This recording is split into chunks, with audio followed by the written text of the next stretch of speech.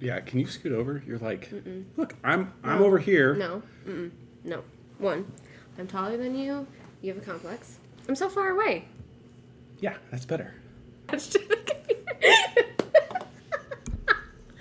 didn't know. Hey, nobody likes you.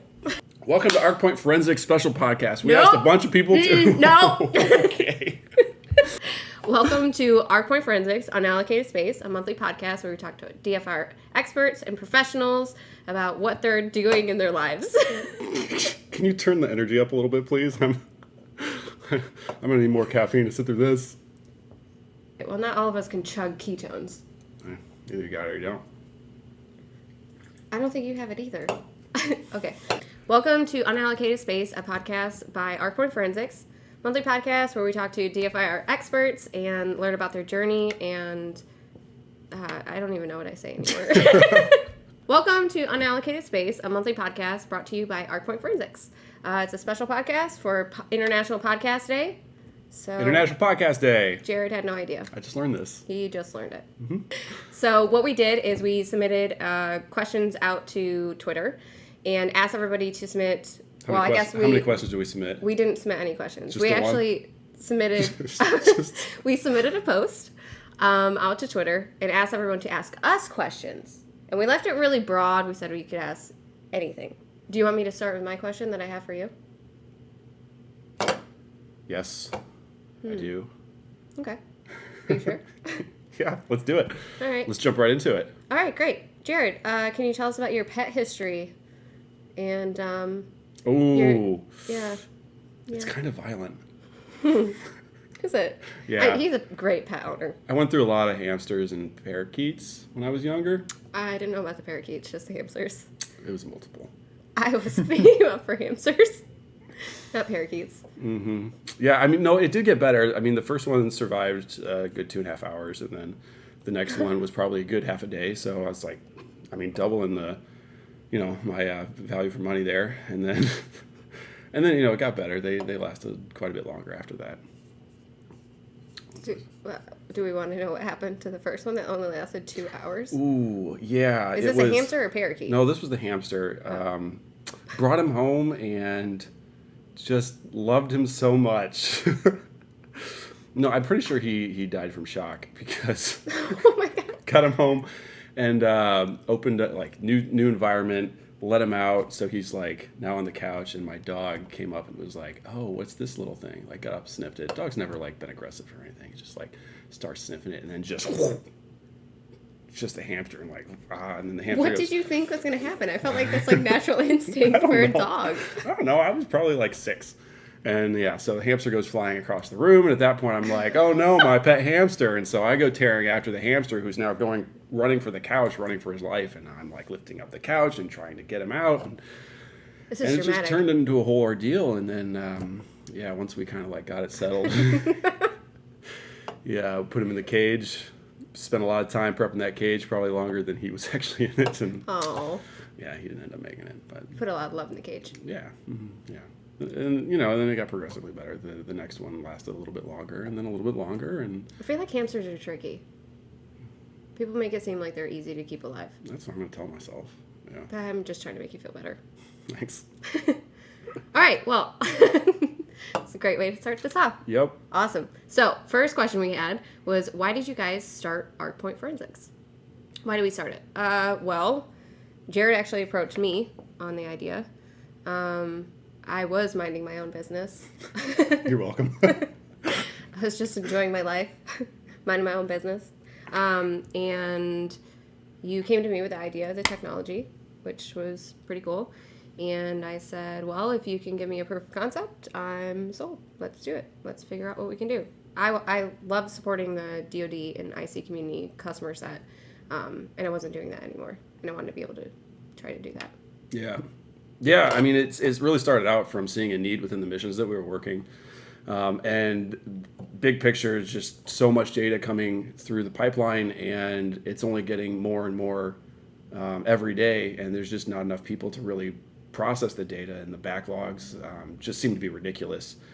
And just thinking about the problem set, yes, you can throw more hardware at it. Yes, you can write more software. You can scale up the hardware to make it the processing faster.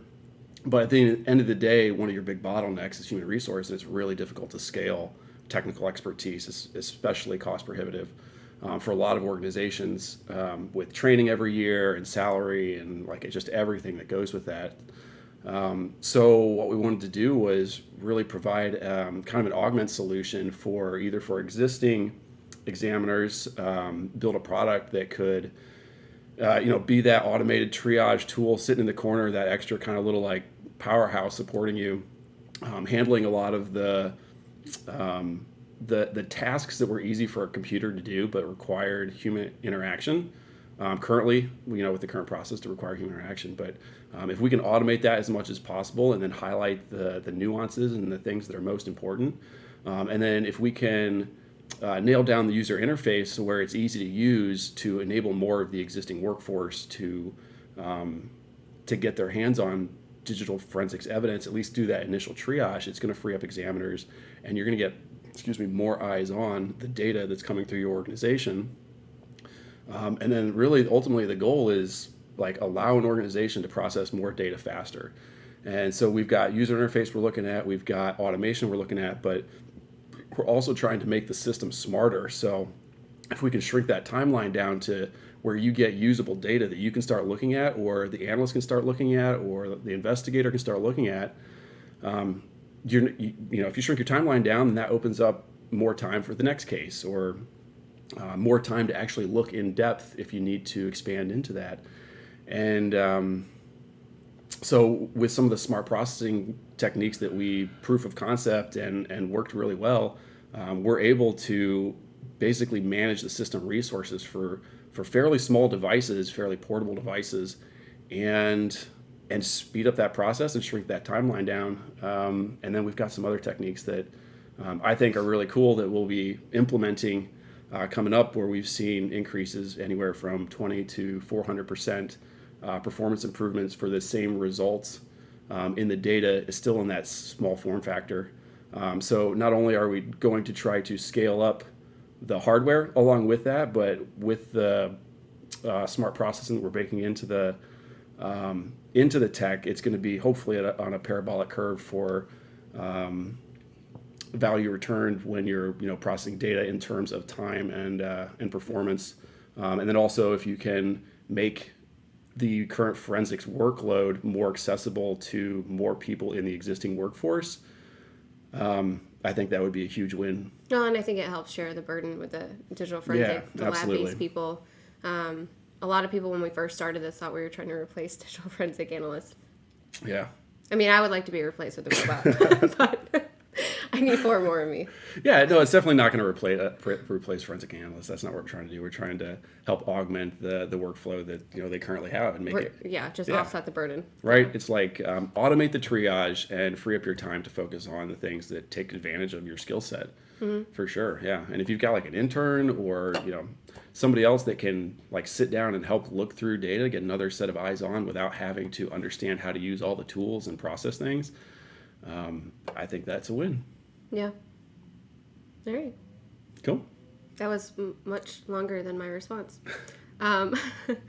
What is one of your pet peeves about starting your own business? Oh. Oof. This is actually a doozy. Yeah. There is a lot. I feel like there's a ton. It changes every quarter. It changes every day. Yeah. I'll let you go with this. You kick it off. Okay. Let's see. I feel like the easy one for me right now is what I'm usually consumed by is marketing. Marketing has been a huge pet peeve. Words matter, apparently. Yeah. They matter a lot. People are very sensitive. You have to say the right thing, but you don't want to say all the things, but then you want to say, enough things.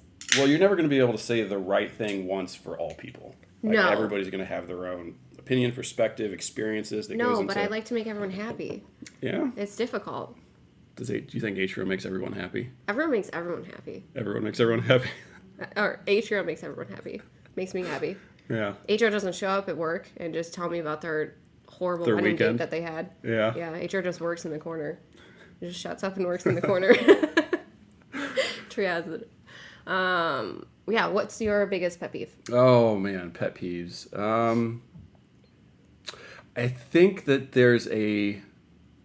I think that it's a reductionist perspective of what we're trying to build. Oh, yeah. And it's, I mean, it certainly comes from like people's experiences and just kind of like what they see, and everybody's super busy. So, I mean, a lot of people only have like, a couple minutes to take a look at something.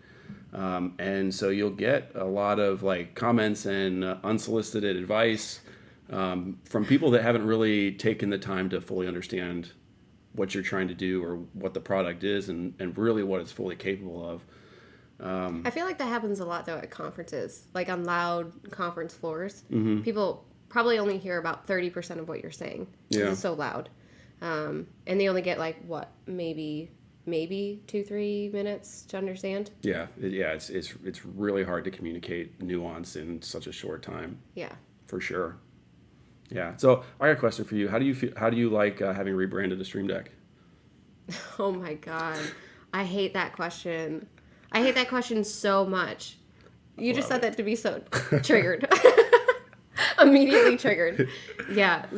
So at a few conferences, I feel like at least once at every conference, someone comes up and says, "Oh, this is a defer Stream Deck." Or my favorite was a Steam Deck. Close. What is a Stream Deck? Steam Deck.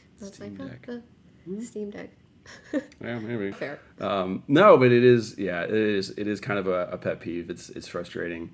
Well, because it's your baby too. Well, yeah, I mean, you put so much time and effort and like thought into the design and what it's doing. I was really excited when we. We are using a Stream Deck. There is some slight hardware modifications, and we wrote all the software on the back end to make it work with our operating system. But yeah, because originally the design was some screens and some rotary knobs and switches and a bunch of LEDs and yeah, once we kind of figured out that we could actually make this work, the interface, it just made so much sense. Mm-hmm. So from a user experience, from a tactile feedback experience, like it was, I was super stoked when we figured out we could actually make that work and implement it. I was actually against the buttons in the beginning. Were you? Yeah. Do you remember that? I was like, oh, buttons, gross. It might have just gone over my head. I think you just ignored me. Yeah.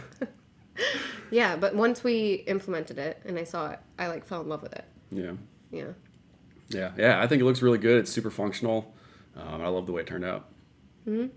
Yeah, it was definitely not a small feat. No, to integrate that in. No, and I mean, there's definitely more hardware in there too, because we are, basing it on a Nook platform for now, and the same with the Stream Deck. At some point, I think we'll probably move on to our own hardware design, but who knows? Maybe down the road, we'll see. But I mean, there's more hardware in there than just the Nook and the Stream Deck. We've got microcontroller, we've got like a whole bunch of like some custom wiring and other things to make it all actually work right. So we also have our patented parallel processing technique that we use that does all of the things. Yeah, on the software side for sure. The whole bread and butter behind Nitro.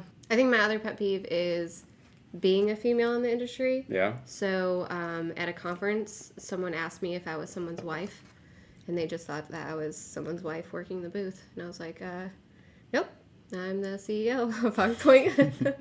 And then I think a lot of people assume because of my role that I'm not technical at all. Mm-hmm. Like I've never done digital forensics a day in my life.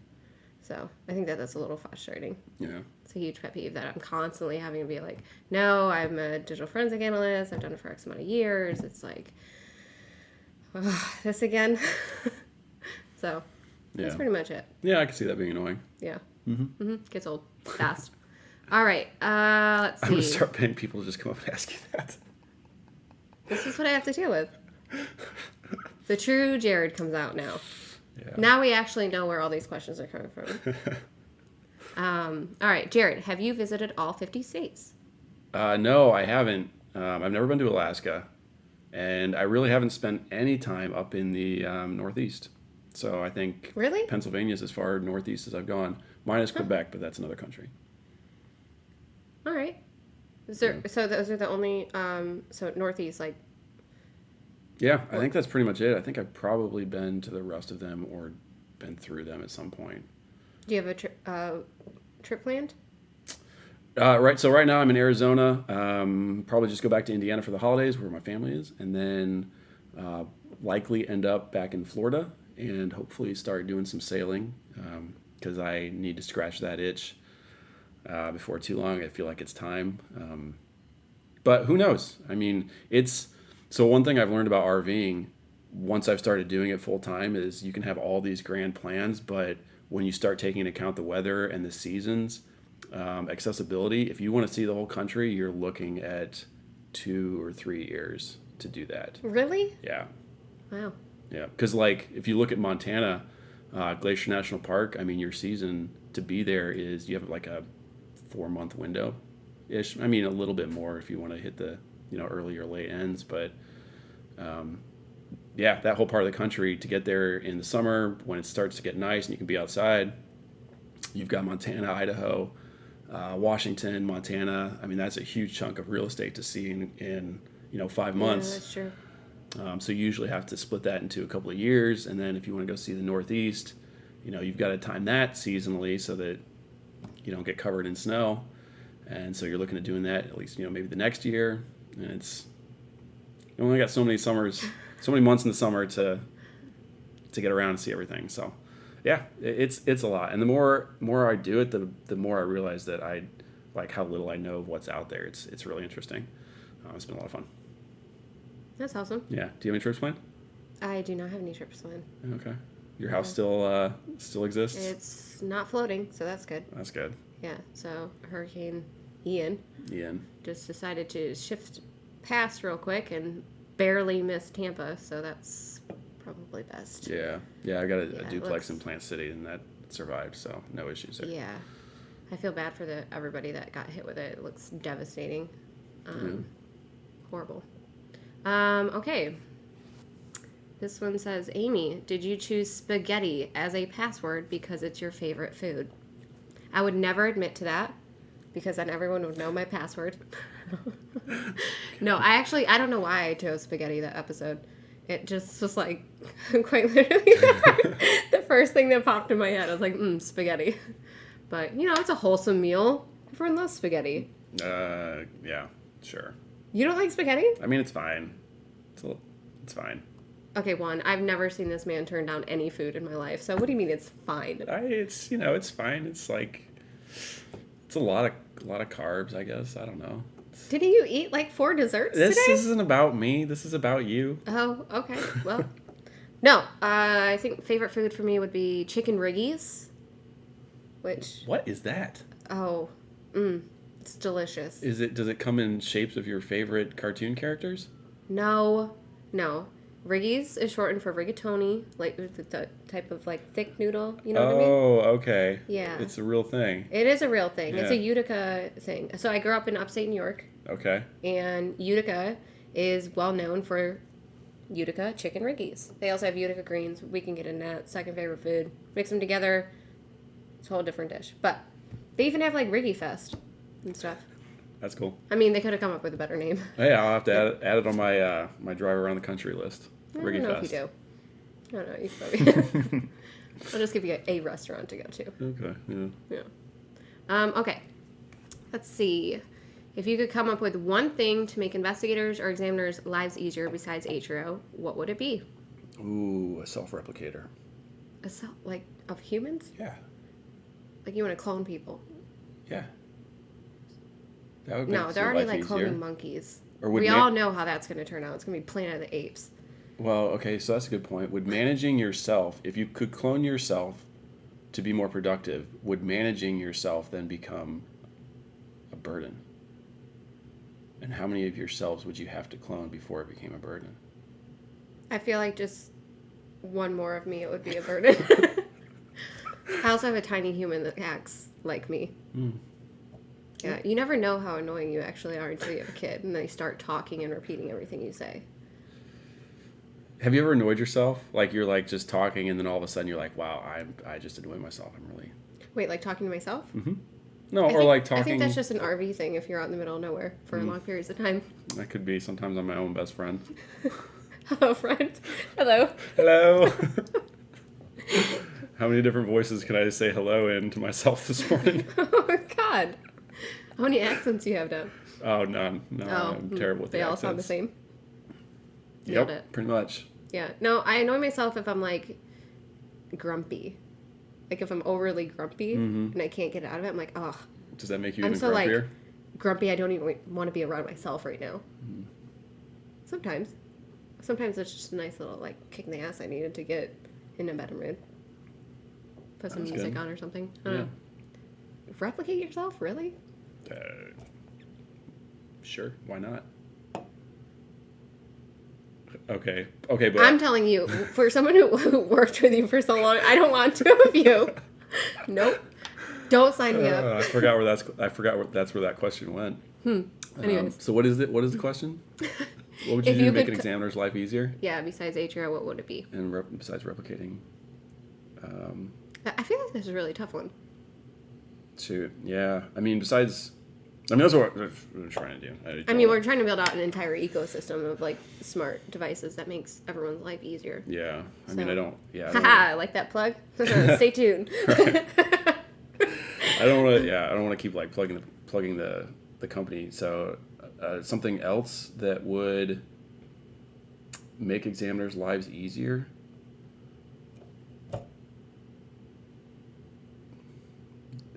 Just getting rid of dongles.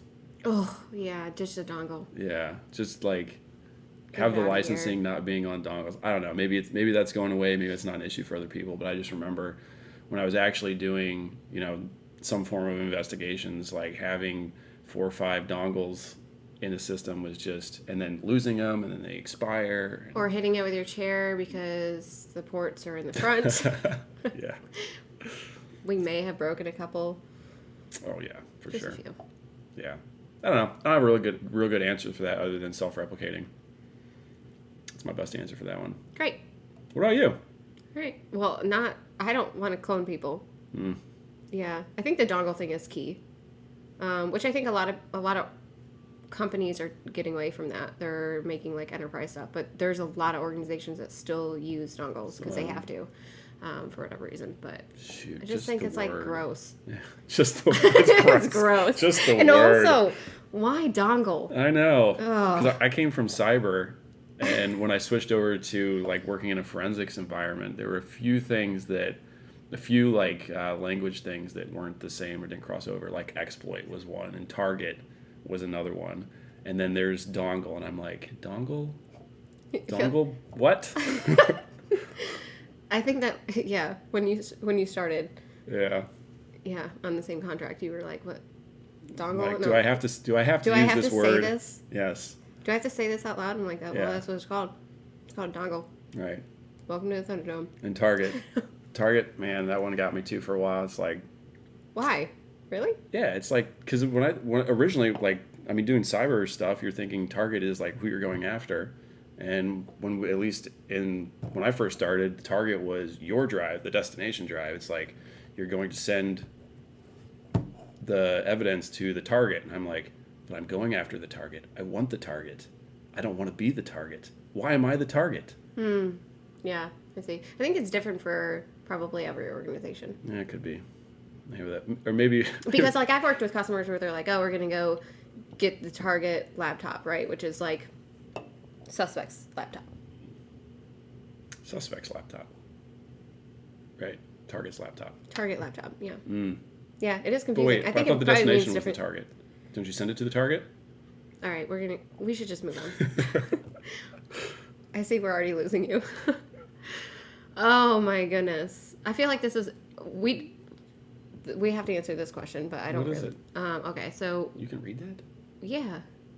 It's because I'm youthful still. I'm like, well, you know what? I'm drinking a bunch of ketones, so we'll see how that plays that's out. helping the eyesight.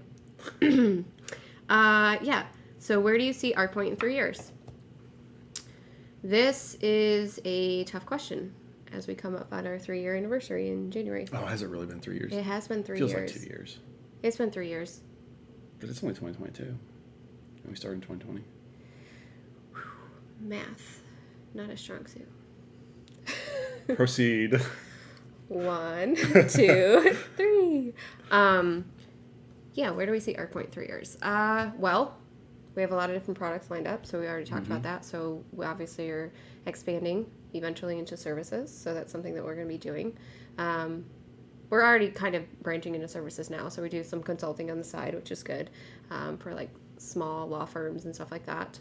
But I don't know, we'll probably do some specialized things, maybe get a headquarters space. That'd be sweet. That's all sexy and bougie, and people actually want to go to work and not feel like they're working out of a basement. Yeah. Yeah. Yeah, definitely expand development. Definitely expand the product line. Certainly scale up hardware, but I've got a ton of software stuff that we want to implement, especially convenience features. And here I am plugging the company again, but Yeah. a bunch of He performance can't even stuff. help himself at this point.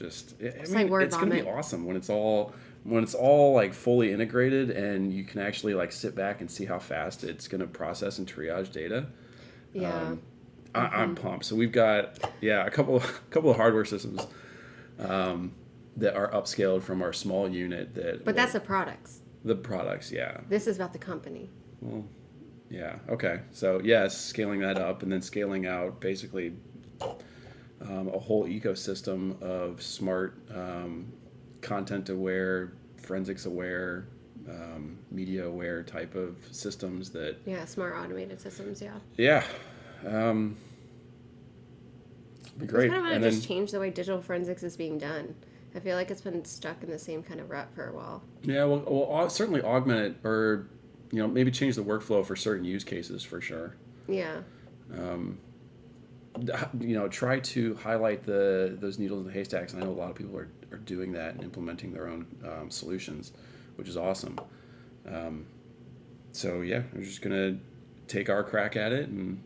Yeah, I mean, there's people that are doing some amazing stuff right now, like open source tools that they're building. Sure. The DeFi community shocks me at some of the stuff that they come up with. Yeah. Like, you just did this because you wanted to? Yeah. I'm like, yeah. Oh.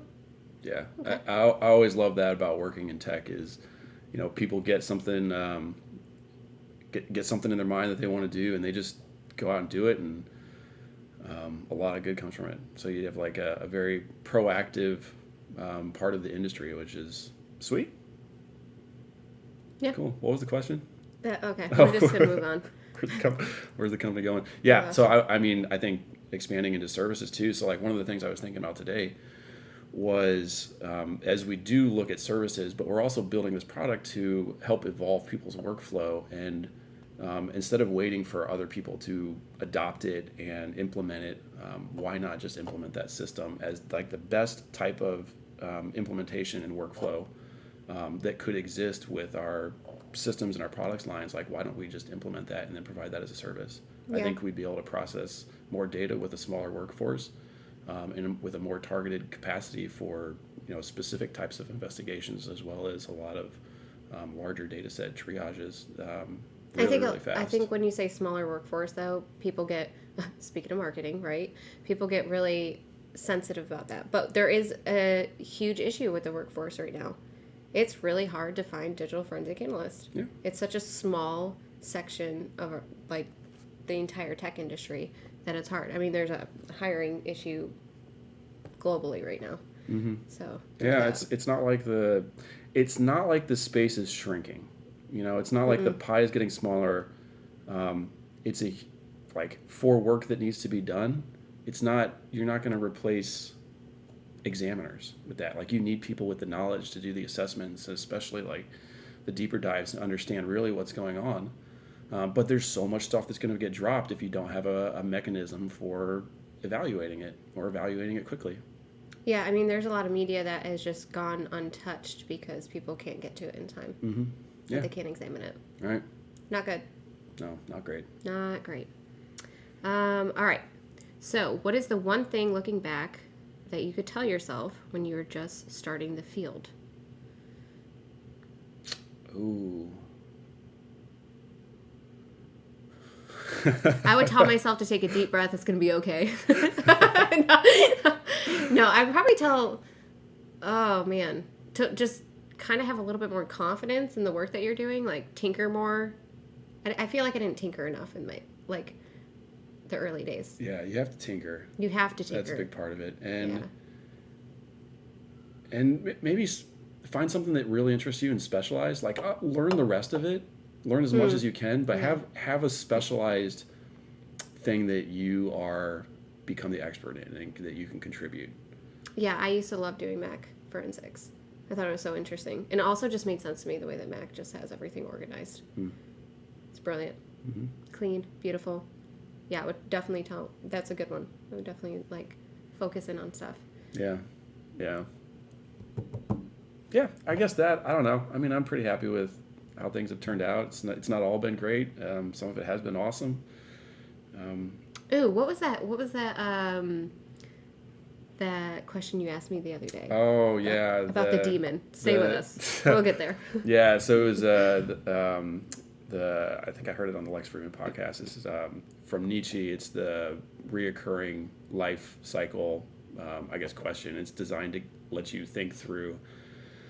I guess if you're happy with where you're at, the highs and the lows, and really just kind of like assess where you're at. So the concept is, if you had to relive every moment of your life again and then in perpetuity, like it just was over and over, whether or not you knew that you were living it. I don't know if that's part of the thought experiment, but if you knew that you had to relive every moment exactly as it was experienced the first time, all the lighting, all the details, all the good, all the bad, all the highs, all the lows.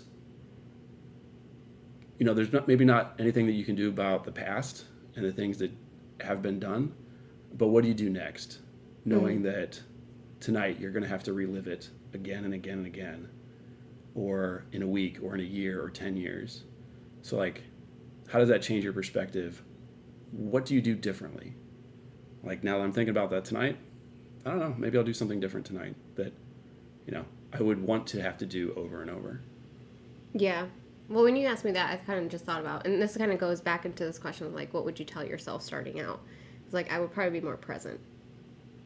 I have a really hard time of being, like, present in the moment, like, just being. Yeah. I'm always, like, thinking constantly, go, like, what's the next step, and, like, getting so overwhelmed or, like, consumed by the industry or community or job or life, whatever that is, that sometimes I forget, like, oh, I should probably sit back for a second and take in the sip of coffee. Like, what does the coffee taste like? How does it feel? Like quite literally be consumed by that moment. That's hard to do. Yeah, it's easy to get distracted, especially with, I mean, all the different inputs that we've got now. It's very easy to get distracted. It's almost, I don't want to say anxiety-inducing because I kind of hate that term now, but if you don't have the inputs, like if you're just sitting there and you don't have your cell phone, you're like, where's my phone? Like fear of missing out? I could be Googling something right now, or I don't know, maybe it's a multitasking thing. It's like I could be doing multiple things right now, and instead I'm just, I don't know, like sitting here waiting for the bus or something. Yeah. But yeah, so maybe it's an over-expectation and hyper-productivity. Maybe. Could be. I don't know. Yeah, it's probably a whole bunch of things. Oh, one thing I would definitely do that I wish I was better at, and I don't know if it's like my temperament, my personality, whatever, but I wish if I could tell myself to do something different over again, it would be to be more proactive with my mentors.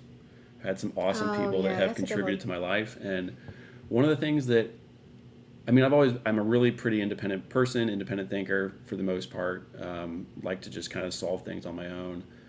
I really didn't know what to do with a lot of the mentorship that I had. So it was fairly infrequent that I would go to them with something. And usually when I did, it was like I had something specific that I thought they could help me with or answer. But it was infrequent enough, and I wish I would have been more proactive in just being engaged, I guess. I'm not like, and into this day, I still struggle with knowing how to use mentorship in my life. So I think that's something that I would have spent a little bit more time trying to better figure out when I was younger. And then maybe now I would have more of it figured out. Or maybe not. Maybe not. Maybe we just have more wisdom going into it. Maybe. That's a good one, though. Yeah. I bet a lot of people struggle with that. Because you come out of college and... Well, it's overwhelming, too.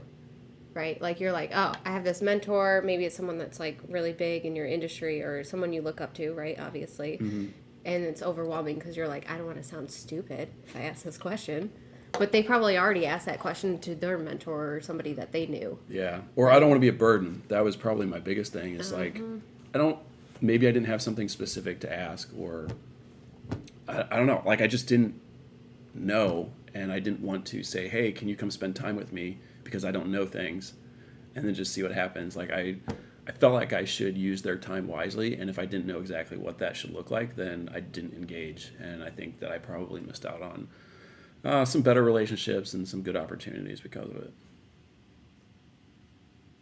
Well, now you can take that from this point and make that change. Yeah. That sounded convincing. All right.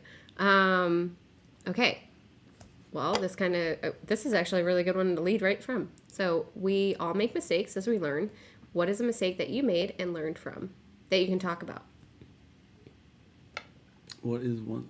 Oh, a mistake that I made that I could learn from? Yeah, like I guess this could be pretty much anything, but I guess related to casework and stuff like that. I'm really horrible about asking questions. I'll let you go first. Yeah, that's like mistakes that I've done. Like I've always taken the hard way rather than going and asking someone a question or looking it up and being like, oh, I'm going to sit here for 3 hours and try to figure this out. And then later on find out that there is like an entire guide of how to do something. And I was like, great, that's awesome.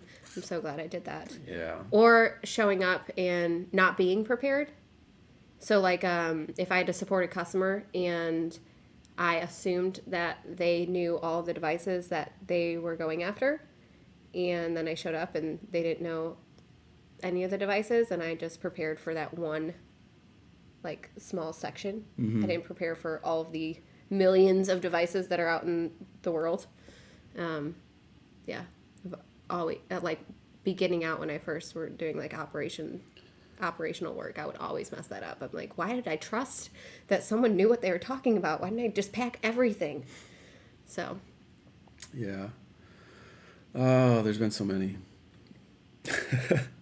Mine was easy. I don't make mistakes very often. I would have started with a ketone sooner in my life. Oh, God, gross. Sooner than last Monday. You know, I was interested in trying it, but you're so fascinated by it. I'm like, nope, not going to do it. I'm just going to be stubborn about it. I'm not going to do it. Yeah, I was listening to a podcast, and there was this biohacker that used to work for Men's Health, and he was talking about alcoholic alternatives, and one of these was a ketones company, and I really don't know what ketones are, but I just think it's fascinating. And it's like a buzzword to him. Yeah, so I got these drinks that it's a non-ethanol based alcohol, so it's not the same thing at all. Like it's not unhealthy for you. It's supposed to be breaks down into ketones basically, and I don't know. I've had a ton of energy this week, more than I usually do, even without caffeine. So it's all in his head. I don't know. Maybe there's something to it. I think it's mind over matter. Ketones are going to make me live forever. I don't think that's how that works. I don't think so. And that is the biggest mistake he has made, thinking that. All right. What do you see being the next big thing? You want to take this one? Or are you ketones break your head? Science or forensics or ArcPoint or... I mean, it's a digital forensic podcast, so I think about like probably digital forensics or... You're not asking about my ketones? No, nobody gives a shit about ketones. God. Oh, yeah. Certainly AI is going to be huge. It's pretty, it's amazing what's out there already just in the last 10 years, especially on an open source thing. I'm trying to learn more and more about it, as best I can, because we're trying to implement it, of course, in some of our tech. A lot of people are trying to implement it in our tech, and there's some really great AI products out there that other people have. So that's going to be huge, and I think especially from a data management perspective or a big data set, like identifying those needles in the haystack and cross collection analysis and link analysis across massive data sets. Like it's going to the country that can develop the best AI to do that and build the endpoint devices and collection platforms that aggregates that data is going to have a huge advantage going forward into the future. And so Obviously, we hope that ArcPoint is part of that solution. I mean, that's one of the reasons that we have Atrio is that to be that endpoint device that helps with that collection to generate that large data set, expanding into an expanded ecosystem of pitching products. Constant pitching. He I can't don't even know. help I'm himself. at a conference It's pitching the my ketones. product. It's the damn ketones. The ketones, man, they're just like they keep me on task. No, they don't. Nope. Every question we've drifted. I think it's the inside to your head. Yeah, could be. Maybe. No, I think So what's the next I big think thing? automation and processing speed. Yeah. I mean, there's just a ridiculous amount of data. I was just talking to a customer at a conference, and they were like, "Oh, the standard size for a hard drive now is just like 1 terabyte Yeah. on your laptop," and I'm like, "Yeah, that's true." Yeah. Oh, that's Yeah. one. That's It's like- that's another. Going back to pet peeves, because they're my favorite peeves of pet. You're so stupid. Like everyone wants mobile. I get it. I want mobile. That's the question we get all the time. Does it do mobile? Mobile's really a really difficult. Oh, this is thing my to pet solve peeve. for. Jared bringing up mobile is my pet peeve. Jared and I disagree on Yeah. this. So yeah. Well, what do we disagree on? No, go ahead. Okay. We'll see. We'll see where we We'll see. end up. Yeah. Yes, absolutely. Mobile would be awesome to have, but I also don't want to neglect the larger data sets that are the hard drives. There's just a ton of data to be processed there. So yes, like the rapid triaging and the big data analysis and letting the machines automate as much of those larger data sets as possible will help free up people to look at the phones and focus on that. So yeah, I guess the pet peeve is, can we do mobile? No, we can't right now. Hopefully sometime down the future we'll be able to do that. Certainly in some capacities we will be able to, but it's a very difficult thing to do. But there's a lot of opportunity, I think, in the larger data sets as well. So everybody's so focused on mobile. I don't want to forget about the rest of the data Well, sphere. I mean, yeah, but when you're looking at an industry where 70% or even sometimes 90% of the cases are working as mobile, you can't ignore it either. Yeah. Don't Yeah, worry. it'd be interesting. Mobile's coming. Stay tuned. It'd be interesting to see that. So yes, you have number of cases, you have number of mobile devices, but then looking at sheer volume of data, I bet the larger data coming into an organization is going to be drives. Of course, it's going to be organization dependent, but Yeah, I was going to say it's organization dependent for because sure. if you have one 4 terabyte drive or one 8 terabyte drive, like how many phones does it take to get to that amount of data? Now there may be more valuable stuff on those phones for sure. It's Yeah, and then you get into the whole like cloud support stuff. That was the other one. Everyone's like, "Oh, just cloud support." It's like, well, yeah. depends. I don't know. I'm not sure what that would look like. Yeah. It'd be interesting. All right. What was the question? Yeah, we're done with the question. We're just gonna move on. It's the ketones. I'm out of ketones. Good. I'm glad you're out of ketones. Without sharing specifics due to classifications or NDAs, what do you consider to be the coolest case that you've worked on? So for me, it's not like about like I guess it's about the overarching case that I've worked on. Okay. So I've worked on a case where I didn't know what I was actually working on or why I was working on it. And it was interesting after you learned, after examining this case for like 6+ months, why you were actually examining it in the first place. It just felt like you were part of like a bigger mission, Took you 6 months to figure out why you were doing something? No, I literally had a case where I was working something for 6 months and they didn't tell me what I was looking for. So Oh. I kept reporting all this stuff. Wow. How do you work a He's case like, when wow, you don't how know do what you you're not looking know for? anything about this case? Like, they just were like, here, we just need all of these like information. Can you give us as much information as possible what you find on these devices? And I was like, sure. Do we know anything about the suspect? And they said, no, we do not. Okay. They lied to me. You see, they lied to me. That's frustrating. That is frustrating. Yeah. So I examined the case, and I was like, this cat is up to something weird. This cat. This cat's this kind of fool. weird. Yeah, he's doing some weird stuff. I don't know if he's like making videos like in his spare time or if he's smuggling people in and out of a country. I don't really know what his deal is. Yeah. So I reported it all out, and when they actually read me into the program of like why I was supporting this case, my mind was blown because I was like, oh, Well, if I knew that, right, I probably would have looked at it from a different scope, but they didn't want me looking at it from that scope. Which is a weird, like, kind of like reverse psychology. Yeah. I really thought I sucked at my job. I really questioned myself the whole time. But once you're, I don't know, you get the full picture, it was kind of cool. Yeah. Yeah, I mean, my passion has always been technical operations, especially doing field work. And I did more of that, earlier on at a different agency, all cyber related, which was awesome. And I absolutely loved it. Loved going out in the field, working with partner organizations, and just really doing stuff that I felt like would have a national impact. Specific cases, I don't know what I should say about that. I probably won't. But I liked working with. I liked the combination of technical and human operations, and working with people and helping like other people that had external. I guess we had an external relationship. Wow, I'm just gonna completely butcher this. That we had an external relationship with. Training them up, giving them solutions to then provide us with information that benefited the country, and actually seeing the results of that intelligence come back and be played out, and then seeing just the merger of all these different, I guess, intelligence disciplines coming into like one. I don't want to say it's a case, but like one process for providing solutions, including forensics and including cyber and including people and. Yeah, seeing it all meshed together. Yeah, I got nowhere else to go with this. Okay, that's totally fine.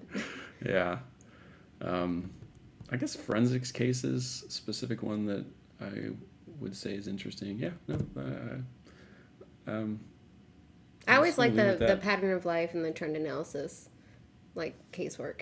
Yeah, I'm a nosy person. I love going through media.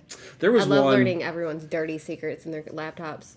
Yeah, this one was cool. I guess I talked a little bit about this, but we had somebody that was working for us in a pretty remote area, pretty dangerous area, and we got some information back through another mechanism that didn't line up, and it caused some trust issues with that external person. And I was able to, through just a brief forensic analysis, through some capabilities that we had, vet them a little bit more and say, no, actually they're spot on. Like, here's the evidence and the proof for the behaviors, and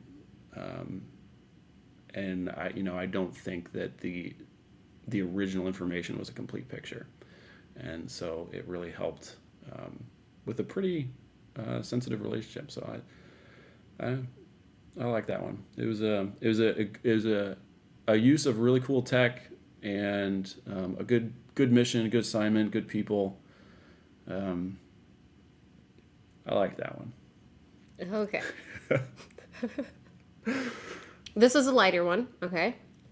What is your go-to snack when working a long engagement? Oreos. What?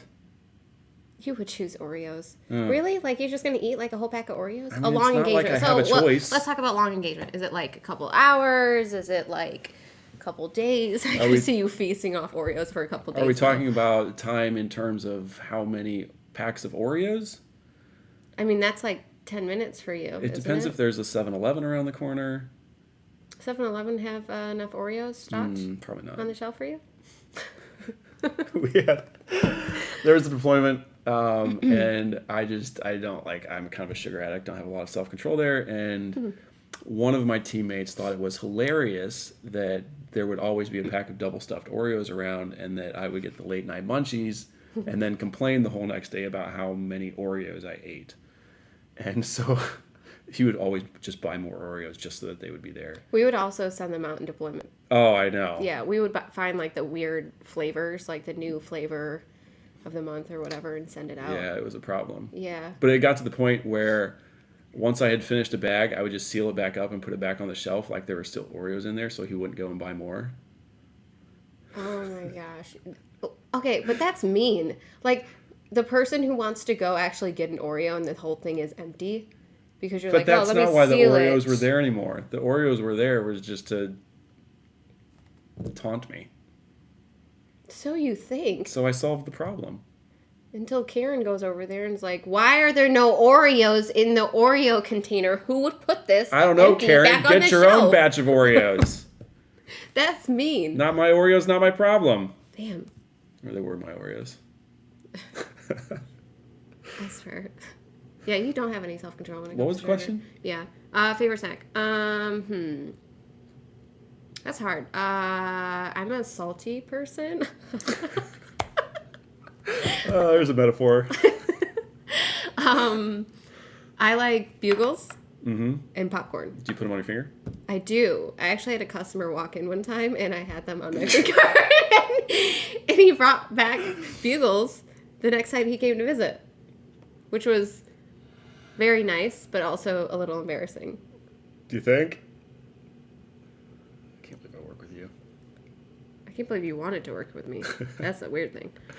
If I'd have seen the bugle display, man. I think you were in the thing. I think I was like, hey. I was being like real weird about it. All right. Jared, what are the antennas you use on your camper? And are those for internet? Oh, some of them are. Yeah. So there's a couple of different antennas that I have.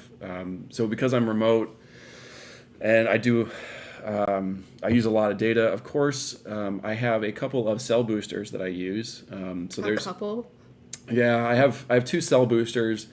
One's now just in my truck, but the technology is a little bit different in them. There's like, and I don't fully understand if there's like multiple in, multiple out type of like duplex, quadplex bandwidth signals going back and forth, and especially when you get into 5G and it goes from there. So one of those was a little bit more capable than the other one. There's one that goes way up on a mast, and it's a directional, so it's a Yagi antenna, and it goes up to 65 watts. So your cell phone, I think, is like half a watt to maybe 2 watts, depending on, how much power it's trying to put out. Don't quote me on that. I can't remember, but it's really low. Versus that Yagi that goes up on the mast is 60 or 65 watts, so it's way more power, and it's directional since it's the Yagi antenna. So I can point it at a tower that's further away and hopefully get a good connection. Or it's a real advantage when there's a lot of people in an area that's overwhelming a tower. I can basically just blow them out of the water and then get some throughput. So I've got that. I also have Starlink now, which has been a game changer. That's been phenomenal. Really, I mean, it works like solar. As long as you've got a clear view of the sky, then you're likely going to have internet connection. There's only been one point where it probably wouldn't have worked for me in the last 6 months across the country. So where was that? That was in Arizona, and I was just back in the woods, and the trees were tall, and it was just a lot of canopy cover, so it couldn't really see the sky. So the satellites cross over. I think it's every 4 minutes, and so basically it's again, don't quote me on this, but I think it's called a phased array, where it's just basically canceling out some signals in specific areas to target the satellites as they're moving over. And so every 4 minutes, it's reconnecting to the next satellite and transferring that service. So when you've got the trees, you can have a little patch of sky, and so it will only see the satellites as it crosses over that small patch. And so the service was really intermittent and not very fast. Very fast in that one situation. But and then I've got last year I got into ham radio, so I got my technician's license, and so one of them is a ham radio antenna as well, and I think it's called a planar type of antenna, but it basically goes way up there. So obviously the higher up it is, the better. But then the way the antenna is designed, the signal shoots out. So like the Yagi, the little triangle thing is directional. So like you point it and it goes that way, directs all the energy in one small direction. This one, the way it's shaped, the radiation pattern shoots basically horizontal across the landscape. So you get more energy going out across the landscape from a higher elevation. And it allows you to basically talk back to that if you've got another radio. So Use it a lot in Arizona and Utah, especially when off-roading. Really more on the GMRS frequencies versus the ham frequencies, but I do use both.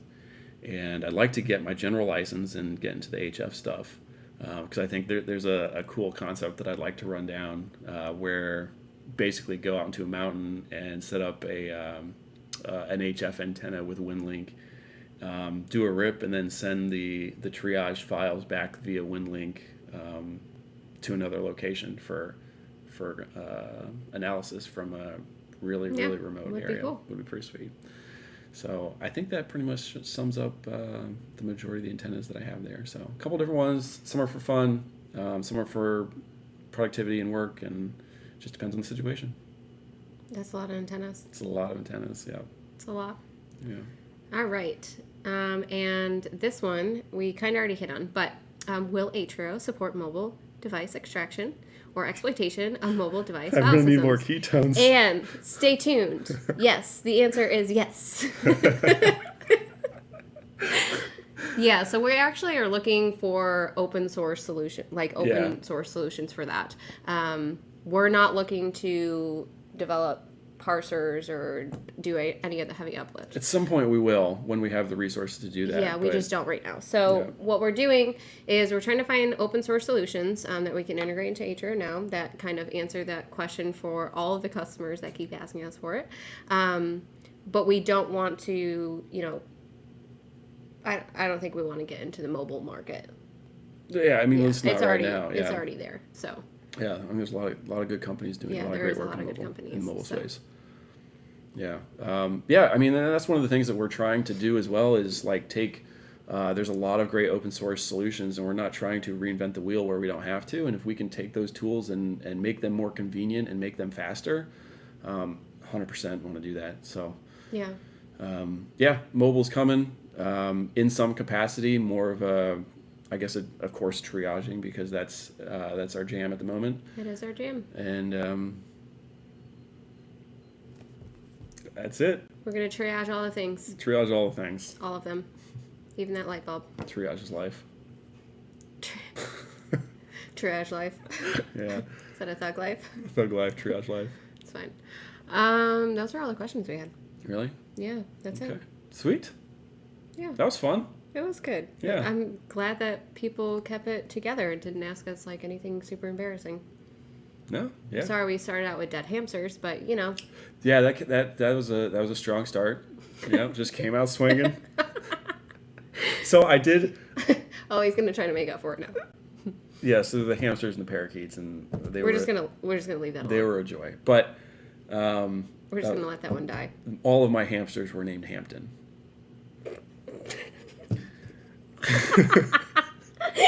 It's so original. Hey. All of them? All of them. There's Hampton 1 and Hampton 2 and Hampton 4. It went on. How old were you? You were I was like probably 6? like 5 or 6 or 7 or it must be a kid 19, thing. I don't know. What? Huh? Did you Okay, well, maybe it's a creativity thing for you. No, I was saying I think it's a kid thing. Like, I don't know about the naming them the same thing with the numbers next to them, but like my son will name people like Carl, Edgar, Carrie, and it's just like the most. He doesn't know anybody with those names, and neither do we. But I don't know. They just like come up with random things. Yeah. How'd you come up with the original? Hampton? Yeah. It's a hamster. Yeah. It's mean, no one helped you with that? It's like steak and potatoes. Hampton is like a natural hamster name? Right. Oh.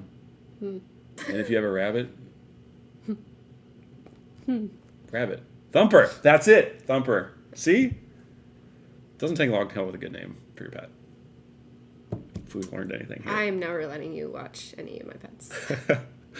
But actually pets, I had a dog growing up. It was a collie terrier mix. His name was Buffy. And I don't know why that's funny. Go ahead. It was an awesome dog. That's the dog I had growing up. I took the dog to 4-H, did some training, got to see the C ribbon because we weren't very good, or he wasn't very obedient, or I probably just didn't train him very well because I was a kid.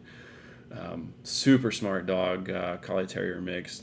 We had a fortress of a pen to keep him locked in because the dude would just get out of everything. We nicknamed him Houdini, to the point where even later in life, we had this pen.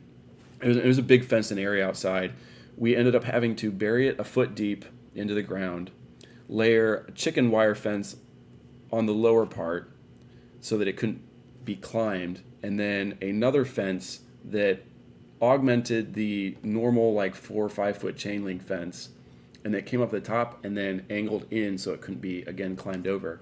And it's like a mini prison. it was a prison to keep this dog in, and I will never forget seeing him with all of this set up, and he had managed to get stuck, wedged in between some of the fencing as he is shimmying his way up to get over this fence. He was determined. Yeah, he chewed through one, got Wow. in there in between 2 layers of fences, and then was shimmying his way up to get up and then over the top.